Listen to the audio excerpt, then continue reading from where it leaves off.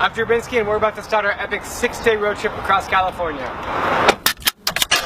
I had no clue how beautiful California was until I ventured up north. Landscape after landscape of nature in its purest form. Look at these rapids! Growing up in Arizona, I've probably been to California 50 times in my life, but most of my trips were to the beaches in San Diego or visiting family in LA. So when Visit California asked me if I wanted to partner together for a road trip around California, I couldn't say no. We rented a car in LA and drove over 1,000 miles in total, stopping in Mammoth Lakes, Lake Tahoe, and Yosemite over 7 days. The 6-hour drive from LA to Mammoth Lakes started in the hot desert and ended in the snowy mountains. The town only consists of 7,000 people and famous for skiing and snowboarding at the 11,053-foot-tall Mammoth Mountain. There was still lots of snow in May left over from the record-setting 600 inches of snowfall last winter. We are here in Mammoth Lakes and today we are going snowshoeing. It's like trekking in the snow, but quite exhausting because the altitude is high. We also learned how to fly fish, which was harder than I expected. Doing a little fly fishing in the creek.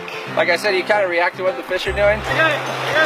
Oh! Almost, but no cigar. We have just left Mammoth Lakes and now we are heading to North Lake Tahoe. We took the longer scenic route to see this Instagramming house and some incredible lakes. Gotta take a pit stop when you see a lake like this.